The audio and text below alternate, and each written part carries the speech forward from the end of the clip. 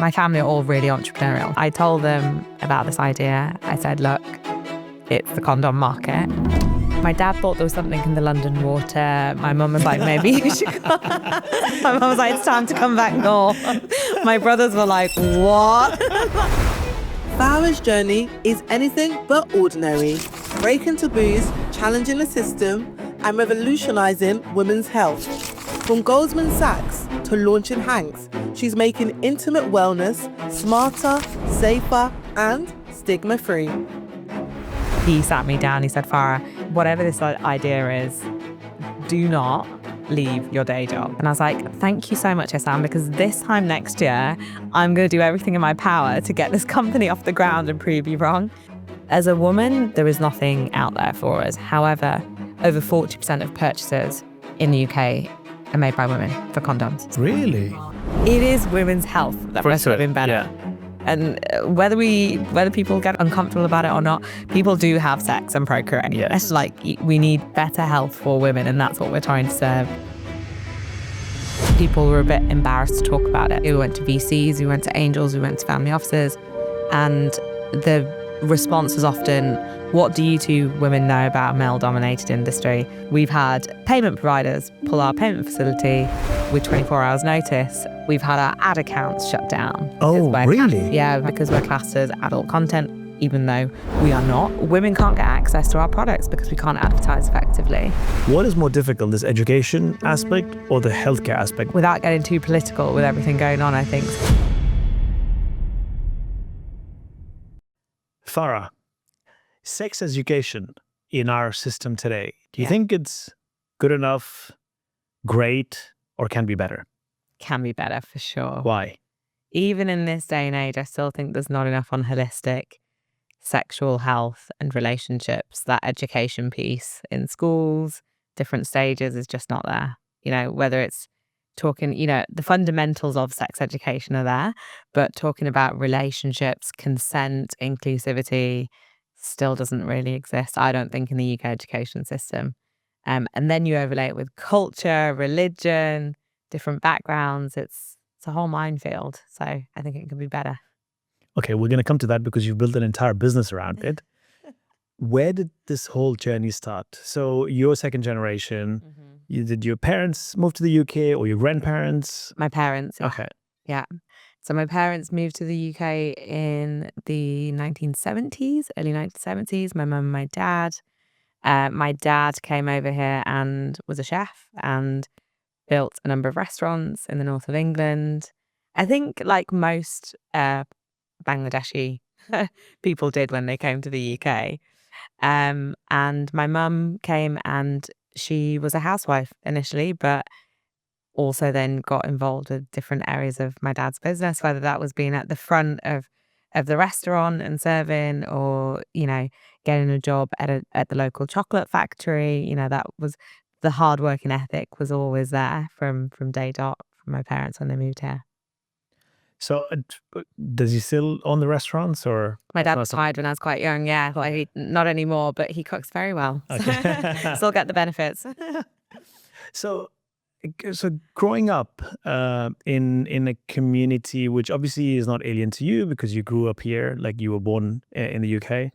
But growing up, did you feel there was a difference between you and the rest of the kids, or you grew up in an area where anyway there were a lot of immigrants, you didn't really feel the difference? Yeah, so I grew up in York, so in the north of England, not very multicultural, probably is a bit more now, but certainly wasn't when I grew up.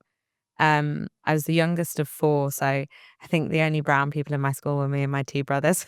My sister was a little bit older at that point, so I didn't really see much diversity or multiculturalism. So because I grew up in that space, I never actually felt different. Maybe that's because I just saw myself as everyone else, even though there were only four of us. But growing up, everything was quite Western, and you just acclimatized to that way of life. But I did always, the only time I would see, Bangladesh people or people of my background was when we'd go to weddings or events, or it was Eid. But generally there'd be more diverse areas in, say, Leeds and Manchester and Bradford. But in York, it was not very diverse at all. Yeah. Do you think that was a problem, or do you think that was a good place for you to be in because then you didn't really feel any difference? I really enjoyed my upbringing. I think I went to so my family, my parents are Bangladeshi Muslim and I was raised as a Bangladeshi Muslim. Um, so I went to mosque from a young age with my brothers, so like from the age of 4 onwards. And to be honest, it felt quite cliquey in when I went to the mosque. I'm probably being a bit too honest here, but you know, everyone would hang out together in their circle, but I wouldn't ever see, I would see those same people maybe outside of school or activities, but they would always be in their clique and not necessarily with white people or other people. So I was quite happy with the upbringing that I had. I almost was in that scenario where I didn't feel like I was the only brown person amongst white people. And I think it certainly helped me growing up and being in certain environments, whether that's corporate or at university. But at times there were times where I maybe missed that sense of belonging. I'm sure that there were times growing up where maybe, my friends probably didn't understand that, Ramadan and we'd have to be home by like 4 or 5 p.m. and there was the break of fast, those kind of things that didn't really understand. But I had a unique upbringing, I'd say. Like the cultural aspect was always there. My family instilled that in me. But on a day to day, I was in a predominantly white area. I think it's also quite interesting because you see a lot of communities in the UK, but I think all over the world where when people migrate, they somehow just find their people. And then a lot of the times what I've seen here as well, that people just somehow don't push themselves out those Yeah. boundaries and Yeah. and force themselves to Yeah. integrate within the system. And that's kind of what I was getting at when I went. It's also a shame. Like, I mean, that's the beauty of Yeah. being in a multicultural society Yeah. because you're able to learn from each other Yeah. and then grow. Yeah. And interestingly, I felt more pushed out of the culture that I was raised in, because when I would be in those environments, I didn't really feel myself because I think they would also look at me and be like, well, she's only got white friends. What is she like? She's not one of us, even though I was. And so I actually felt more out of place there than I did in my day to day and in school. Yes, I mean, I can relate. So I grew up in Dubai Yeah. and I grew up with Arab and English friends. So I hardly had any Indian friends. And I think it was also, yeah, and the more I started living that kind of life, I somehow started distancing myself, not deliberately, not that I wanted to. It just somehow, or maybe they distant, but maybe the Indian community just distant from me somehow, just because something similar. Oh yeah, this guy's always with Arabs or he's with English peoples, and he wouldn't understand what we're going through, and I think somehow I kind of disconnected as well. I don't know in hindsight if it was a good thing or a bad thing, but it also allowed me to understand and learn different cultures. I mean, the language, I picked up the language, and then off the back of it, I never felt lost from the Indian culture because every time I came home, it was just Indian, Yeah. so I'm it was like best of all worlds. Yeah, I never felt out of place or like I'd lost touch with any part of my culture because when I was home, that was my normal. That's what I knew.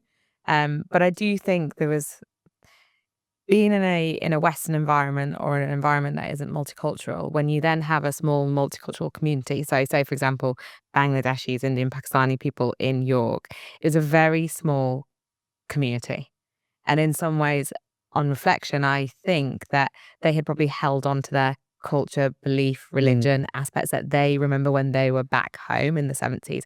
They brought that across. And so it felt very narrow-minded at times. So, for me to go and do after-school activities, with boys and girls was frowned upon for certain people in the community. They're like, how Right. dare you send you're sending your daughter, that's not Islamic. Like, so there's a lot of friction in that capacity and especially the confusion between what is cultural and religious.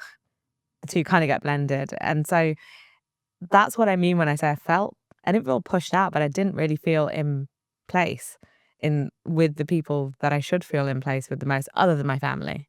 But it also goes to show your family, and I mean your mom and dad. Yeah. I mean, to send you to these activities, if they themselves were not open-minded, I'm thinking they wouldn't have encourage that? Yeah, my parents are super open-minded, but I think they face a lot of backlash in the community, for sure. You know, I think my sister was the first to go to university in that community up north at the time, and university outside of the home. And I think my mum got a lot of stick Wow. from the community. You know, how could you send your daughter away? You know, very, very traditional views. And that was like in the early 90s, you know. And that's crazy that that existed. But I think my mum and dad really pushed and fought hard. And now it's a different story. That same community, like their grandkids now go to university, etc. It's not an issue. But yeah, my parents are very broad-minded, you know. And I think they both had this sort of entrepreneurial spirit, which in order to, you have to be open-minded to be entrepreneurial. And that was both my mum and my dad. So I'm lucky that I had my mum and dad to support me throughout. So talking about the support system that you've got from your mom and dad, I think one of the biggest things that I've seen in the South Asian community is I think entrepreneurship. But for you, I think it's a little bit different because they were entrepreneurs. Because a lot of South Asian communities, you know, they push their children to, you know, get this degree and then get this safe job, and then, you know, there's like a trajectory that you work towards. I'm guessing that was not the case in your household, or was it? Oh, it was to an extent. Okay. Yeah. So my dad really wanted me to be a doctor. Of course he did. Yeah, much to everyone's dismay, I did not become a doctor. But I think, yeah, my dad really wanted me to go down either medicine or dentistry. I think also not only because Asian parents always do, but as a woman, he probably thought it was just a good career to have.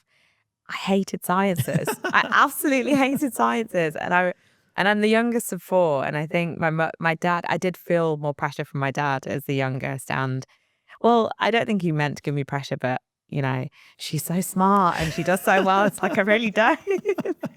And I studied sciences at A level, and then I had a flip moment where I was like, I can't do this. I can't go down a 7-year career with something I'm not passionate about. And I changed my university choice and decided to do finance. And my dad couldn't believe.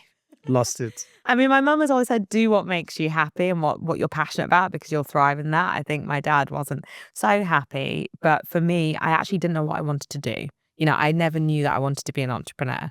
You know,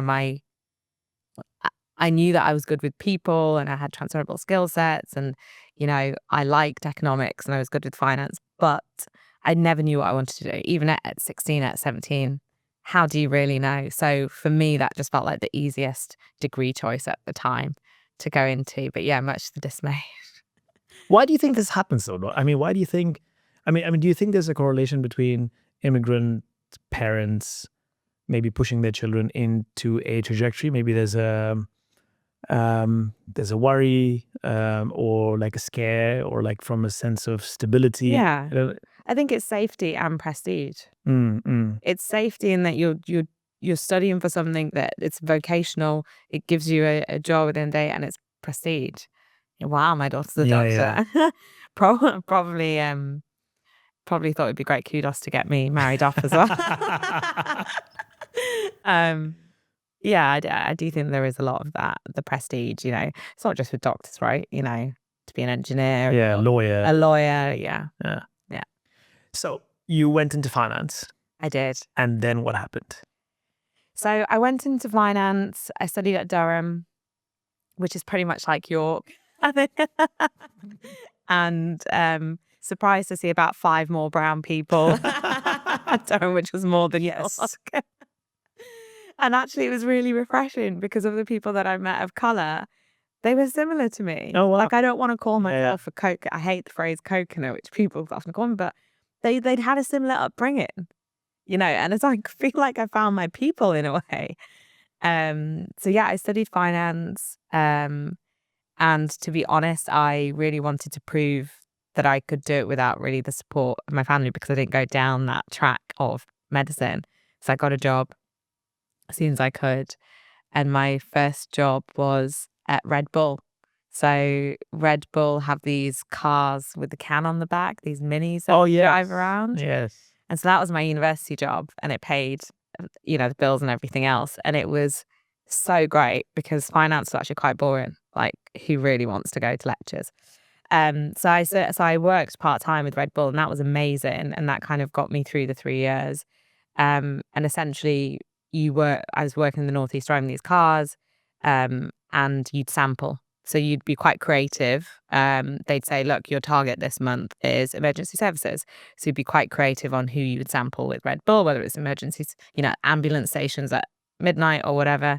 Great flexibility. So I did that alongside studying finance, but I still didn't know what I wanted to do.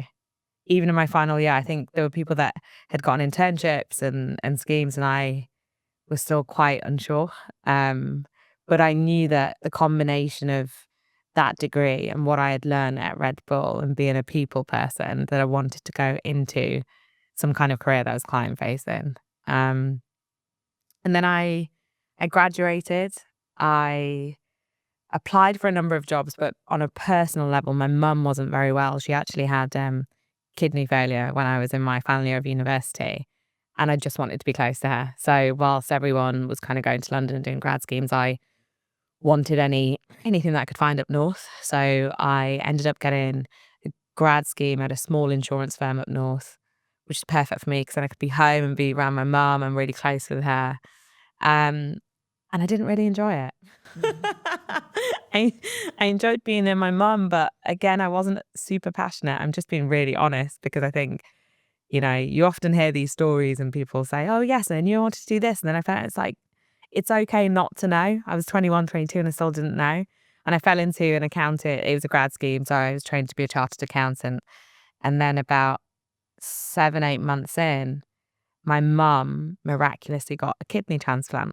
Oh, wow. So low down the list, the doctors were like, this isn't going to happen for you because she has complex health issues. And she got the call at like 3 a.m. and they're like, you need to come in. We've got a transplant at Leeds Hospital. And she thought it was a dream. And Wow. and then they called her an hour later and they were like, you need to come in right now. And that happened sort of 8 months into my career at this insurance firm. And it was very touch and go. We didn't think she was going to make it. And thankfully, she made it. So she was in the hospital for nearly a month. Still got her kidney transplant. Incredible. I know we're going off tangent a bit, but there is a point to this. And when she came out and she was on the other side and she was like, what on earth are you doing in New York? She was like, I'm fine. Move, go, do what you want to do.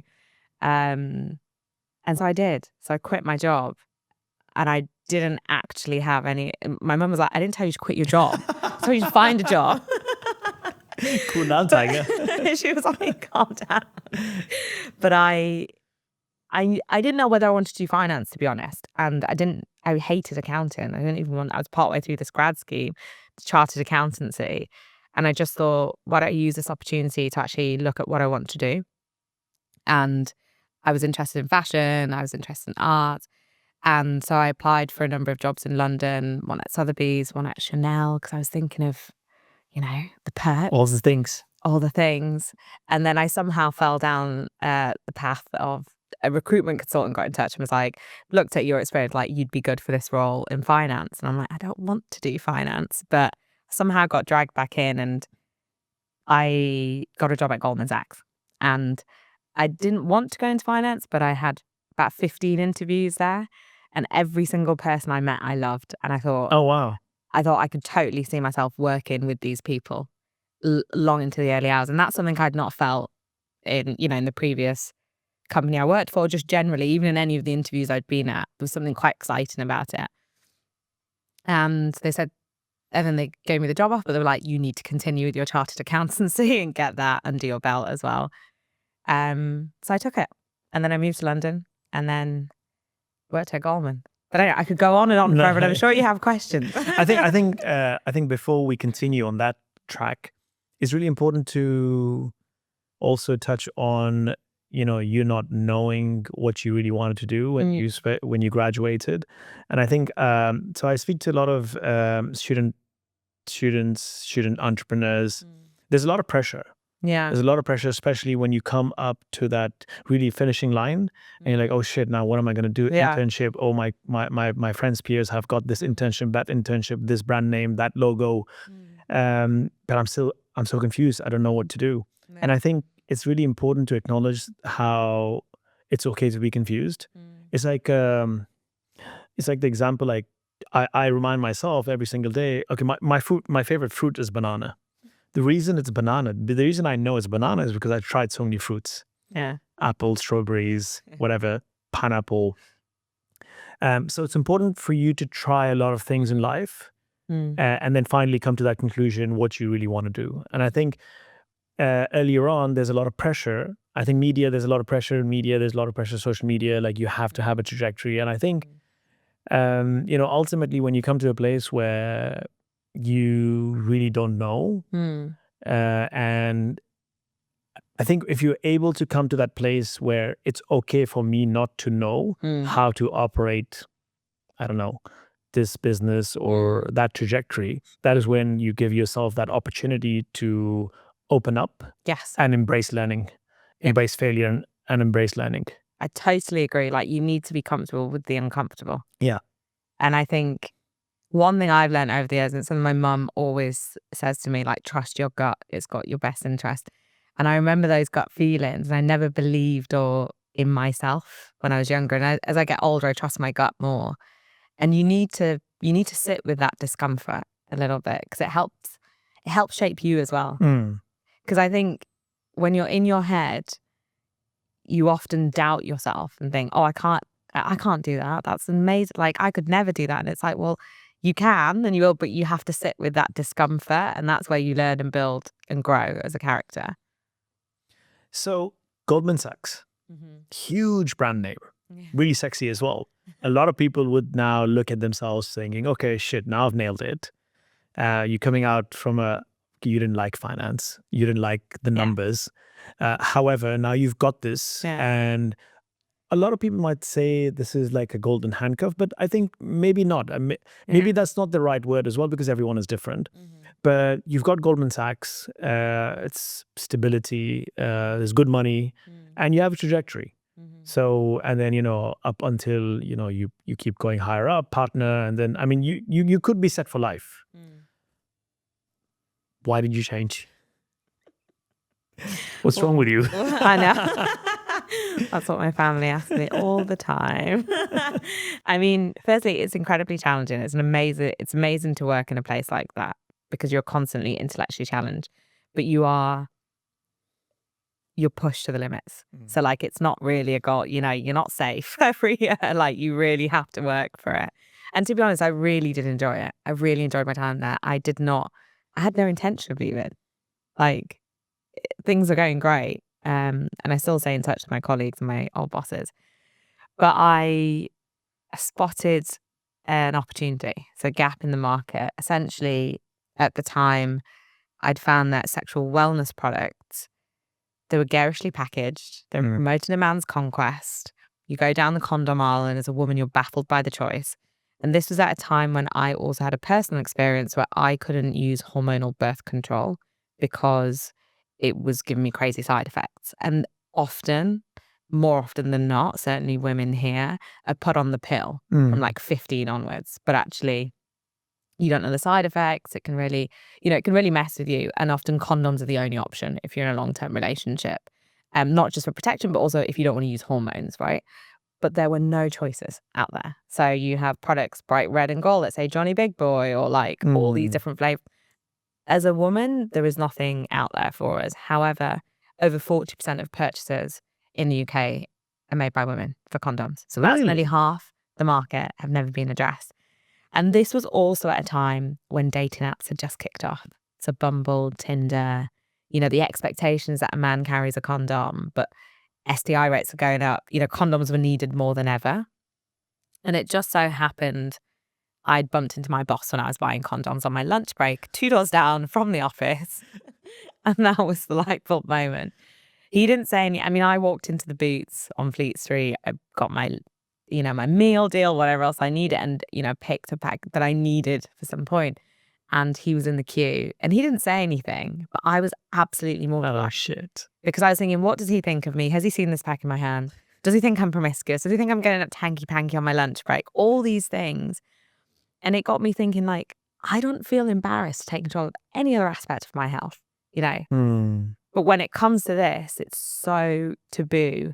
And that, for me, it can be a number of, you know, the cultural aspect, you know, we don't really talk about sex at home or, you know, and in Islam, you know, it's very, you just don't talk about those things, right? But also the sex education system is terrible here. There's a number of reasons, but I had all these thoughts in my head and I was talking about this problem to my good friend Sarah, who I grew up with in York. So I went to school with her, grew up with her, she was one of my best friends, and she's a gynecology doctor. And she was saying, this is crazy because she ran a clinic in London. She's like, I'm seeing so many women coming into my clinics with either hard to treat irritations from all these products they're using, like strawberry flavors, all these things that are super irritating for women, or a rise in STI, women coming in with STIs because they thought, oh, well, I went on a date and I thought the guy was going to carry a condom. Oh, shit. And it was that whole, after that moment, we kind of had the light bulb of, oh my God, like we could be serving women better. There's a huge opportunity here. No one is doing it in the UK. There are 2-3 brands in the US that had started at the time, but no one in the UK. And so we both got really excited and probably had a healthy level of naivety at the time. But we got so excited. We researched evenings, weekends. We spoke to as many people as we could. And the more and more we unearthed, we realized there is a huge opportunity to serve women better, and also something that Sarah and I can truly do with our skill sets. It's quite exciting working with your best friend as well. So it was a real whirlwind, but there were a number of factors there that led us to create HANX. Yeah. I think it's both exciting and also a blessing, by the way, if you can work with your best friend. Yeah. Yeah. You did mention that it was really difficult, Goldman Sachs. And the whole safety net that I spoke about was actually non-existent because every single year you're like working really hard and you don't know what's going to happen, if you're going to stay or no. Isn't entrepreneurship the same? I think that's why investment banks breed so many entrepreneurs. Oh, good point. Resilient. Now you're resilient. Exactly. Constant fight or flight mode. Yeah, I mean, I had a really good team there. Like, I was really supported and recognized, but you know, it's a tough environment. You have to grow thick skin quite quickly. And you have to learn constantly. Like, for me, even if I don't know if I should say this, but even if I didn't know things, I would say I do. And then I would learn furiously, evenings, weekends. Yeah, but as I said, that's but I'm really trying to understand that correlation versus what you're doing now. Yeah. Isn't it similar? Isn't every single day you're waking up, you're trying to understand? Obviously, you didn't know the space. So you had to learn the space and you're just constantly, before the pod started, we spoke about fundraising. It's just like. Yeah. I mean, of course, there's a level of safety net with a regular paycheck. So it's slightly different in that capacity, working in a bank versus your own startup. But you do build those skill sets of like learning on the job, figuring out an answer, thinking outside the box, being 2 steps ahead, anticipating what your client's going to ask you and already having that ready. And those kind of skill sets are needed for entrepreneurship for sure. But a lot of it is also winging it. Yeah. You can only wing it so much in a corporate job. Like, whereas when it's your own baby, who's your boss? The world is your oyster. Yeah. So there are levels to it. Yeah. Getting into, so you spoke about obviously your ethnic background, and then there's religion aspect to it as well. You know, sex and the whole sexual education system and the taboo around it. And I think that taboo is not only limited to the Asian community or the Islamic community. I think it's just I think it's a worldwide. Obviously, there's different layers. There's so how did you first and foremost navigate that with your family? Yeah, I don't know if you've ever seen EastEnders. It's a TV show here. They usually have like a Christmas Day special where it's like drama. That was similar to when I told my family. It was actually on Christmas Day. So it's funny when I thought of the idea, and we were thinking about what to do. I'm very close to my mum, and I spoke to my mum about this idea around women's health. I didn't specifically say the word condom throughout these conversations, but It's like, oh, you having sex? I alluded, to wider women's health, intimate wellness. So she kind of had an idea. But I don't think my mum wanted to encourage me too much, because the last time she encouraged me to move to London, I just quit my job. So she probably didn't push me too hard. But it's funny, my family are all really entrepreneurial. So I'm the youngest of four. My two brothers and my sister all have multiple businesses. Amazing. They've always worked, and as soon as they could, they've worked for themselves. I, on the other hand, was quite happy making mistakes at somebody else's company. I never had that. I've always had drive, but I've never thought I need to be an entrepreneur. I need to have my own thing. And maybe part of that's being the youngest. Maybe part of that's because I wasn't sure what I ever wanted to do. So most Christmases and Easters, which is when we all get together, there would always be like, oh, Farah, have you seen this commercial building you'd get? Or what's going, they'd always be talking about entrepreneurial things. What's the idea? Or you should have something else outside of the day job. And so there was that Christmas when they asked me, and I was like, well, actually, I do have an idea. And I told them about this idea. I said, look, it's the condom market. And yeah, I think my dad thought there was something in the London water. My mum was like, maybe you should go. My mum was like, it's time to come back north. My brothers were like, what? It was all different reactions at once. I was like, line up. But it was a shock. And honestly, my brother Ehsan, I'm really close to. I love my family, my brothers and my sister. But he sat me down. He said, Farah, whatever this idea is, do not leave your day job. He was like, I'm telling you now, do not leave your day job, because he just didn't think, he was like, it's crazy. It's not going to work. And you're going to leave an amazing job. And I was like, thank you so much, Ehsan, because this time next year, I'm going to do everything in my power to get this company off the ground and prove you wrong, in a very nice way. Yeah. It gives you that fire in your belly when you hear someone say that, it's not that he doesn't believe, but he was just being protective For sure. about me. But it gave me that fire in my belly to be like, no, I'm absolutely going to do this. I'm absolutely going to do this and prove it out, because no one else is doing that. And it really excites me that no one else has done that in the UK. That challenge drives me. And yeah, now my family is super supportive. I mean, after that moment, they kind of understood that actually there's a huge commercial opportunity in this business. And that's why I love my family, because they are entrepreneurial and they do see that. And I'm lucky to have such broad-minded family. But yeah, of course, I'm sure it's a story. I'm sure my mum still can't say the word condom. But it's just so normal now. Because we've got products, people talk about, we've been in the press. It's I think my mum and dad actually have a field day with the community. Because I remember, I get really nervous going to the mosque in York whenever I drop off my parents. I get really nervous that someone's going to be like, it's her, the condom. And I'm so worried the imam will be like, no. But look, at the end of the day, it's putting apart the sex, but it is women's health that makes women better. Yeah. And whether people get uncomfortable about it or not, people do have sex and procreate. Yes. We need better health for women, and that's what we're trying to serve. And it's not just with the condoms; it's with a range of products we now offer. Whether that's menopause supplements, prescription contraceptives. It's that whole wider women's health. But we had to start somewhere, and it was condoms. One thing I've learned, when you try to do something really crazy in life, do not get advice from people who love you the most. Yes. Yeah, I'd agree. Especially when you're doing something crazy like this. Yeah. Any business for that matter, quitting your job or whatever, because obviously there's a lot of risk element, and the people who love you the most, your family and then your friends, want to protect you. Of course. So I think it's one of those as well. I think, and it becomes very challenging because you're speaking to a loved one and they care. Yeah. And that becomes very difficult. That conversation, or that conversation with yourself becomes very difficult. Oh shit!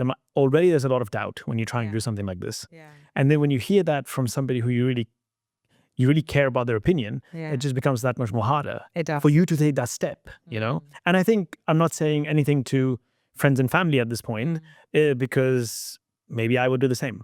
But it's just one of those, because subconsciously you just want to protect that human being. But I think you need to, again, like you said before, listen to your gut. I think that's really important. Yeah. And I think that's, as I've certainly in my entrepreneurial career, the gut is so important, and I follow it even more so now than I ever did when I was younger. So why do you think, I mean, we spoke about, the sex education, the whole, in the system, it's not enough. There's a lot of taboo. Is that the reason? How come nobody's really addressed this market? 40%, first of all, like I didn't even know, like 40%, that's huge. That's almost half. I didn't know 40% is, I mean, condoms or any, sexual product is bought by men. I would think like primarily it's just like a man's thing to do, and that rightly so, because a lot of women are now going through this pain point. But so first of all, I didn't know how huge the space was. Second, also, like, why? Do you think it's because of the taboo stigma? That's why things have not changed? Or because the market is also full of these large players? Like, I mean, you've got the Durexes in the world. Like, how do you compete with that? And maybe it's because of that? Like, what do you think is the reason? Both. I think it's still taboo, but the big players have been lazy. They've never had to, they own the lion's share of the market. They've never needed to address women. So women, have not had that choice. And actually, in simple terms, the biggest player in the sexual health market focus on man's pleasure. That is it in a simple term, right?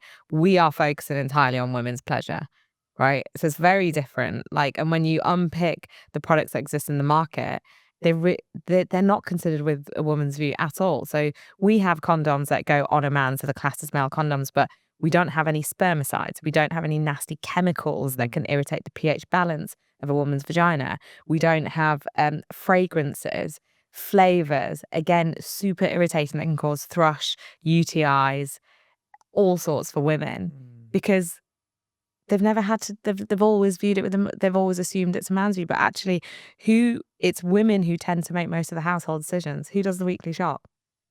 Mainly, usually women. So actually, and actually more now than ever, women are taking control of all aspects of their health, and their sexual health being one of them. A lot of women are coming off hormonal birth control because of the side effects.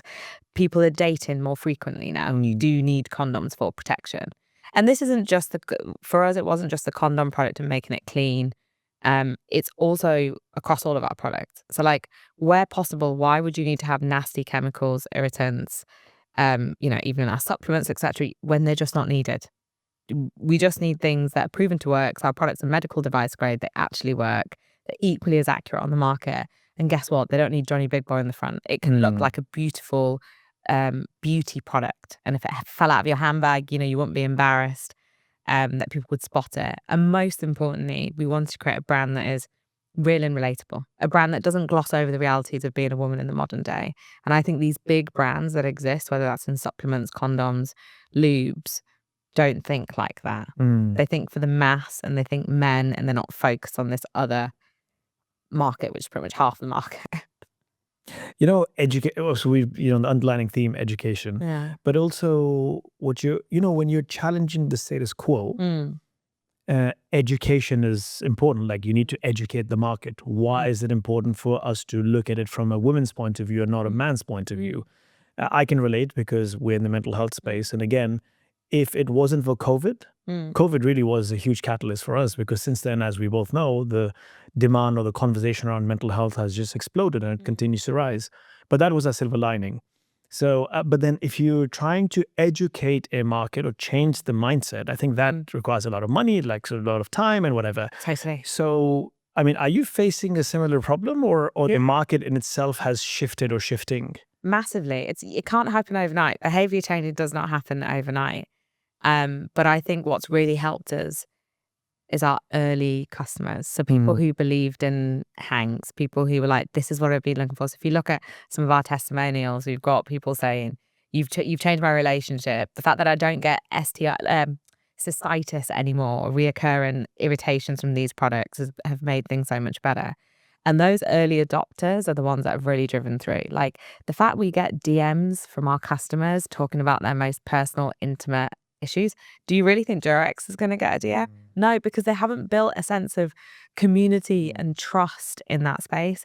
But sadly, that doesn't happen overnight. So we've been around for 7 years, and that, yes, these early adopters help, but it takes time and it takes mass. And the only way you can do that is by building authenticity.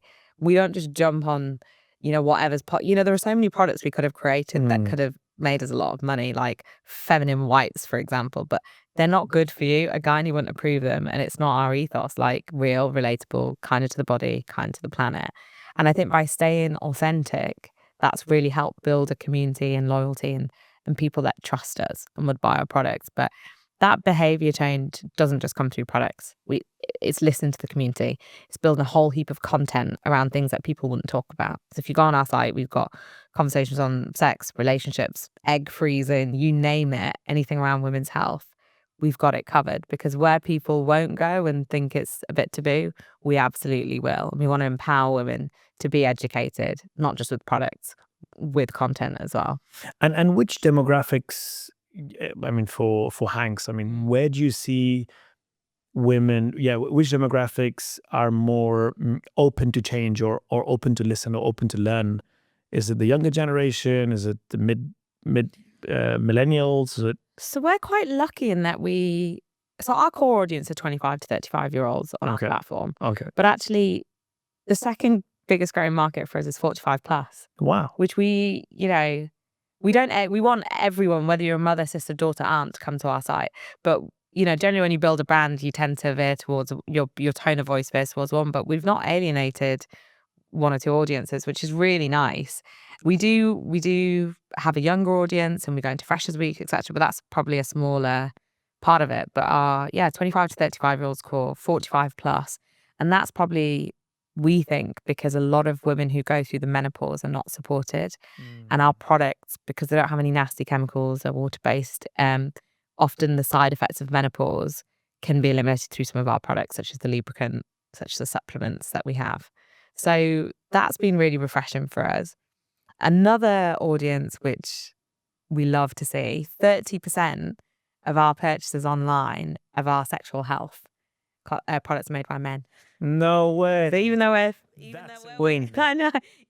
we're female first, we have... That's amazing. And what we love is that it's a choice for their partner. It's a choice for them too. They also want something that's kinder to their body too, and that would empower their partner and is better for their health. So really, there's, one size doesn't fit all. It's really exciting that we've got these different audiences that engage with us. So, I mean, women's health, correct me if I'm wrong, I mean, it's a huge market, but it's a growing year-on-year market as well. Again, we spoke about education awareness, but there is a lot of awareness. And I'm also not surprised that you have a big demographic, which is over the age of 45, because you're more mature, you have more means. Yes. You're more conscious about your health as you age and so on. And you've got these huge apps, like you've got, unicorns like Flow and, all these other apps. So, I mean, I'm still struggling to understand, when the market is growing, you have all these big players in the market as well, new tech companies. How come no one's looked into this? Or is it only the UK? It does something like this, you have this in America? People are looking at women's health from this perspective, or... Women's health is huge, but it's just not being addressed. And only in the last 10 to 15 years have we started to pick up on this. If you look at even research that's been done for the medical purposes, a lot of it's been done on men. When you look at gynecological issues, period issues, endometriosis, etc., we've only just unearthed some of that research in the last 5-10 years. Wow. So it's just not enough funding, not enough access, not enough support has been given to women's health. And it's crazy, because we're in 2025. Yeah, like half the population. Yeah, half the population, 2025. And what's really scary is, as a result of this, as a result of lack of support, women are getting misdiagnosed, or they're not being diagnosed at all with conditions. So it can have, a real detrimental effect on a woman if they can't get correctly diagnosed, because their GP, who might be a male GP, does not have the understanding or awareness of gynecological issues, and says, oh, it's, her tits and paracetamol, it's just period pain. And they don't get, and that potential misdiagnosed, not being diagnosed at all, can lead to something more sinister. So it is one for another podcast, I think, but women's health as a whole is completely underserved, and we're doing better. In the last 5-10 years, we've seen more of it, but it's nowhere near enough. And I think UK generally are a few years behind the US on this. We are seeing a lot of funds, focusing on women's health, but not enough. There's way more that can be going into this. And for your journey now, you're talking about funds now. We've also spoken about your fundraising. You fundraised, not fundraised. How's that going for HANX? So our very first fundraise was incredibly challenging because we were 2 women launching a CPG product, so consumers are often quite difficult, in a taboo sector. So we just picked the hardest product to go out to market with. And we didn't realize how much people were a bit embarrassed to talk about it. So when we first launched HANX and we thought of the idea, we went to VCs, we went to angels, we went to family offices, and the response was often, what do you 2 women know about a male-dominated industry? Women don't buy condoms, it's men that do it. Our LPs can't back this because it's vice. So we've really been up against it. And this hasn't just been on fundraising. This has also been on the wider corporate business. So we've had our ad accounts shut down. Oh, really? Yeah, we've had our ad accounts shut down because we're classed as adult content, even though we are not. If you actually go on our website, it's very real relatable. We've had payment providers pull our payment facility with 24 hours notice because we're taboo.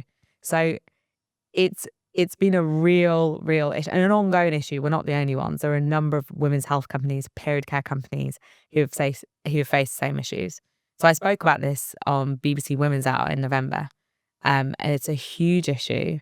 And the reality is, unless you have an ad representative and you spend millions and millions, or big player, you'll not cut through. But that means access to women's health products, to services, are not being tied. Women can't get access to our products because we can't advertise effectively.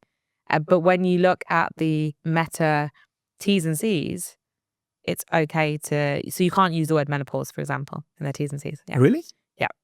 But then when you look on the flip side, I see a number of erectile dysfunction ads. It's for Viagra without any issue. So there's real systematic change that needs to happen, and it goes beyond just fundraising.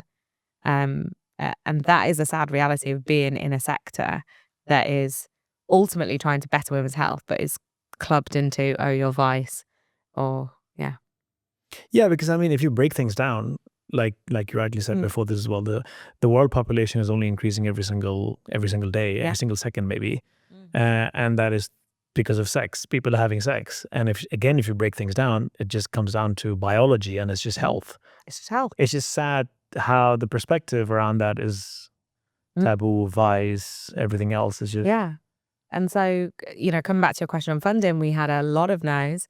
And in the end, we went down an angel route, and we're really lucky because the angels that have invested in us believe in our mission. And that's probably because they have a sister or daughters or partner or understand what we're trying to serve better. And so we have raised investment. We've raised about 2.9 million over the last 6 years, mainly through angels. And I'm glad I've gone down that route and not the VC route now that I think about it. But we're really excited about the next phase of HANX, and so we will be fundraising. And essentially, yes, we started as, a sexual health business, but we quite quickly found an opportunity to serve other areas of women's health that no one else was doing. And so where we want to go with HANX is to connect the milestones of women's health, right the way from your first period to your first time having sex, your first child, menopause and beyond. We're the go-to. So right now we have the sexual health product. We've got prescription birth control. We also offer Plan B. We recently launched weight management to support gynae-related issues. So you can get GLP-1s from us. And we also have supplements to support libido, menopause and pregnancy. So really connecting the milestones and being that one-stop shop. And so for us, the next era of HANX, and I think this closes the loop, is access to rapid diagnosis. And by that, we mean the ability to see a gynecology doctor or a nurse or a specialist online, digitally, as soon as possible. Because, as we all know, the NHS is strapped. I think the stat was over 66,000 women were not diagnosed. Yeah. So waiting for an appointment for over a year. And so having the diagnostics and the consultations close the loop for us, and we're absolutely the brand to be doing that in the UK, having built the trust and authority in the women's health space. So we will be fundraising. That's brilliant. So I was actually going to ask you, so you are then digitizing the business then? So yeah, the business is omnichannel. So a lot of our products are in retail, and that's a really important channel for us. So we're in Tesco, Boots, Sainsbury's, etc. But we have the online platform because people buy subscription from us. Sure. But the pharmacy is online only as well. So you can get prescription, birth control, Plan B, GLP-1s, all online only. You also get all our content online. So we don't want to be an online only business because some of these products are impulse purchases and you might need them there and then. Retail is really important. But yes, we are digitizing some of the services that you may get in person. So, I mean, building a business is already very tricky and very hard. Then you add elements of, a space where it's misunderstood, people think it's vice, and also it's healthcare. I mean, there's just layers of how difficult things can be. What is more difficult, this education aspect or the healthcare aspect? Was there do you have to go through any checks and balances until you can actually sell these products, or? Yeah, on the healthcare side, you mean the products that we've built and Yes. the medical side, yeah. So it's really helpful having a co-founder as a gynecology doctor to get that tick, and she's very good on the product side. So yeah, our condoms and lubricants are medical device grade. So we're CE assured. It means that we're as effective as the other ones on the market. So again, getting those approvals for here and both in the US, because we launched in the US a year and a half ago, so we have FDA approval for some of our products. Definitely takes time, but regs we're completely on top of. We have to be. At the end of the day, we're building a brand based on trust. So we need to ensure that the products actually work. Otherwise, customers won't trust us. So the reg side is super important. So we have FDA, CE approvals on the supplements, and on the prescription side as well. So you can come online, you fill out a medical questionnaire, and provided there's no contraindications to the product you want, that will then get sent to our pharmacy, who'll then approve it, dispense the product. So it's a pharmacist dispensed product. It's all completely regulated. Yeah, it's not me in my apartment just signing things off. Yes, you can have a GLP-1. Farah's seal of approval. Yeah, exactly. So you're fundraising now. We will be shortly. Yes. So all the best for that. Thank you. What's the next 3 years looking like for HANX? Yeah. So I think closing the loop on this piece of health around digitization is going to be a huge focus for us. Making sure that women can get access and get a gynae appointment same day, ideally online from us, or be able to speak to an expert. I think what's really exciting for me is the US. So we did a soft launch in the US about a year and a half ago. So we actually have a US entity. We've got a logistics center. You can actually buy our products direct to consumer online in the US. So we've got a US site. But I really want to grow the retail business. I love retail. It's been the baby here. So we really want to expand in the US and get into retailers and build out exactly what we've built here in the UK. So I think it's going to be a busy few years for us, both on the digital diagnostic side and the global expansion. Do you think, obviously US is a bigger market, and I think for a lot of companies in the UK, like US now becomes your North Star. Yeah. But besides the size of the market, do you think the sentiments are slightly different than the UK? Yeah, sentiments are quite different, but without getting too political with everything going on, I think some of our products are needed more than ever. And probably that's the only choice that women may have that they can freely get in an accessible manner, right? But it's not just about how big the market is. We've had so much demand from the US. So our second biggest traffic comes from the US daily. Amazing. On our UK site, even though we've launched in the US, we've had retailers reach out to us to stock in the US over the last 2 years. So there's definite demand for it without us spending a penny of marketing investment. But, I'm open to other markets. Middle East really excites me, actually. I mean, again, still very taboo. There are certain topics that aren't spoken about, but this whole wider women's health, empowering women is a topic that exists regardless of where you are. And I think the Middle East is an exciting opportunity for us. Maybe have to be a bit more careful around the tone of voice. But that's any market, right? I mean, Yeah. when you enter new markets, the nuances, like you just have to be mindful of. I mean, even if you look at America and the UK, I mean, British English versus American English. Yeah. I mean, the spellings change and whatever. Yeah. Obviously, much bigger difference, Middle East and the UK. But yeah, just regular nuances. If you were to backtrack 7 years, what would you have done differently versus what you're doing today? I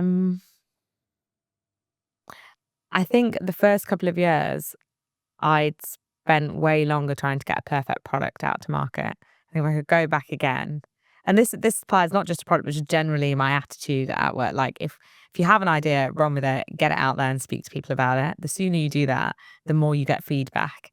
And I think for a long time when we were building out this business in the early years, I'd be very hesitant about who I would speak to, what I would say, when actually it's just free consulting. Just get it out there. The reality is, yes, people get scared that someone else is going to steal your idea. Just stay in your lane, know your North Star. Like you will do just fine. Don't get distracted by if anyone can steal your idea. Like get the support and advice you need and speak to people, because the more you speak to people and early on your journey, you get more help. So that's probably the one thing I would change. And I guess impatience, but I'm still impatient. So I don't know what's changed. I want things done yesterday.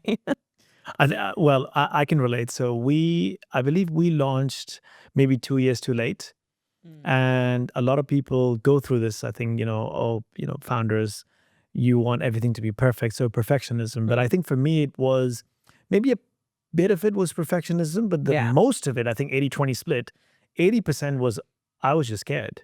Yeah. I was just scared because, oh my God, like this idea I think is an amazing idea. But as soon as I speak to someone, they're going to say, shit. Yeah. So I was trying to delay that conversation for as long as possible. And then I blame my excuse was, oh no, because I'm a perfectionist and I want everything to be perfect. I don't know why did you not launch as early, but.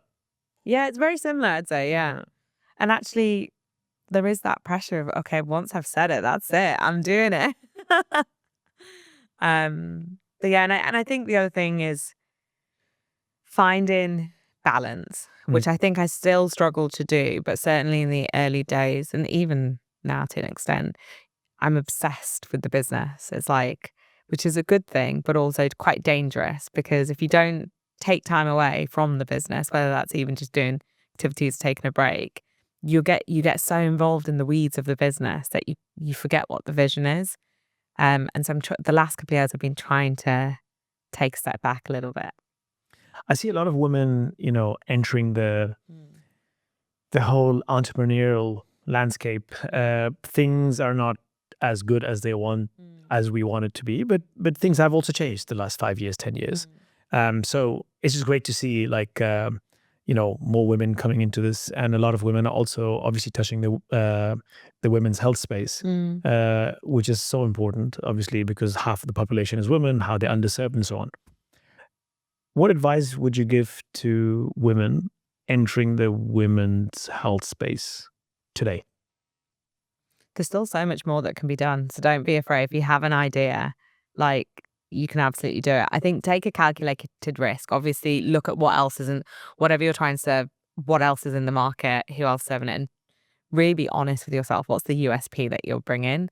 Because women's health also is so underfunded. So you're going to be fighting very hard to get that product or service funded. So just having that approach of looking at the landscape, knowing what's out there and what you're truly serving that's different. But women being entrepreneurs outside of, regardless of whether it's women's health or not, they can absolutely do it. Look at, I don't know about your mum, but my mum was such a multitasker, 4 kids, multiple jobs, and being face of dad's restaurant every now and then, and just dealing with life. They've got it down to a T. They can do more than we know in 2 minutes flat. They're time efficient. So women can absolutely do it, but you need that village, you need that community, you need good people around you. And, that can be in the form of even working at a co-working space where they have an entrepreneurial community like Huckletree, for example. They're great. Finding that, all those people who are in that mindset will help make you an entrepreneur. That's just for men and women, to be honest. But I want more female entrepreneurs. We want more female We do. entrepreneurs. I think the world needs it as well. Because, you talk about diversity, inclusion and everything, workspace or whatever. I mean, this is the diversity that we need. Absolutely. You want people that, I don't know about you, but when I was growing up, I wanted to see role models, and I didn't see a single female or representation. It's super important. Yeah, absolutely. Farah sitting on that dinner table with her family and opening this Pandora's box. Yeah. And Farah today, did you think you would land where you are today? Or is it completely different from what you envisioned on that day? So it's such a good question. I mean, look, I didn't ever think I would be an entrepreneur. I also didn't think I would be this risky and out there and free spirited and independent. If we take it back a step further, when I was 21, I thought I'd probably be married by 27, 2 kids, stable, that kind of stuff. So it's completely different. And so when I think to that table, when I told my family about this idea, I do get some pinch me moments where I think, I can't believe we're here. Even to see our product in the local Tesco, where that's just such a pinch me moment. And I'm so grateful. And I feel like somebody is looking down on me and blessing me because, people I've dreamt of moments like this. And I think HANX is exactly where it needs to be. And I think, yes, we've had a lot of challenges, but we needed to have those challenges to learn from them and be where we are. But I'm excited about the future. But I'm also I feel very blessed. I feel very lucky. Yeah. Oh, congratulations. I think you're doing phenomenally well. I think HANX is also such a cool name. And I think women's health we all know women's health is super important. And I think challenging the status quo is not easy. So power to you. And all the best, Farah. Thank you so much. Hopefully next time when we get on a pod again, you will be talking about America and how you're changing the world. Yeah. World domination is the next topic. Always. That's the only way. Amazing. Thank you so much. Thank you, Farah. Thanks.